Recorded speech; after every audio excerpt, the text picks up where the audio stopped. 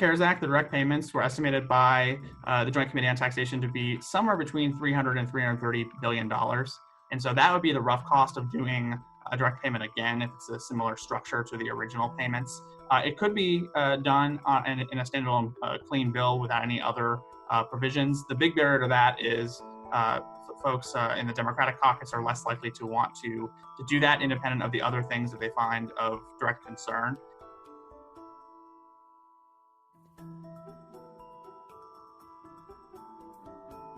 There are two major plans that started in the negotiation. The Democratic HEROES Act was the beginning of the negotiation that was passed in May by the House, and it's a little north of $3 trillion. The Senate Republicans came back and introduced their own legislation, that is the HEALS Act, which is a smaller bill targeted at support for education, for vaccines, for unemployment insurance compensation. And the subsequent negotiations have all been about how to close the gap between those two bills, which originally was on the order of a few $1 trillion and is now somewhere about $500 billion. Though, of course, the negotiations are now on hold pending the decision by the White House, and they want to restart them.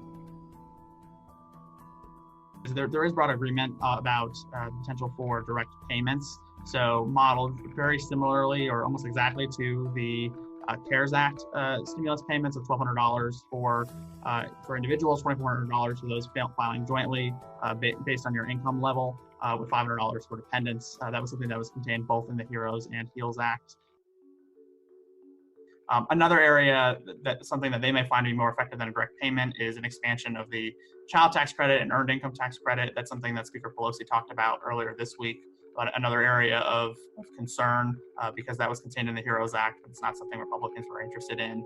And so, yeah, the big barrier to having a standalone stimulus bill in terms of direct checks is folks on the Democratic side may not think that that's enough in terms of covering the financial needs of vulnerable households right now. And so if there isn't a deal that's done before the election and other items dominate, for example, the Supreme Court nomination, which will take up a lot of political oxygen, there will have to be, and I'm sure there will be a lot of attention on where we're at, both on the economic and public health side. Because I do think that is the risk, that if things do take a turn for the worst, we don't want to be in a situation where Congress and the White House are paralyzed and can't address the situation because they're in a lame duck period.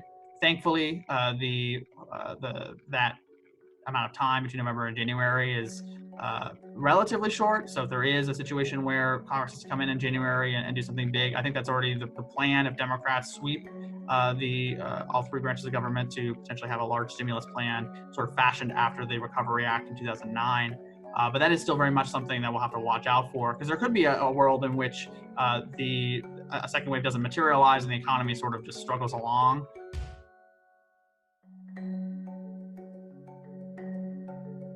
Invest in you. Ready, set, grow.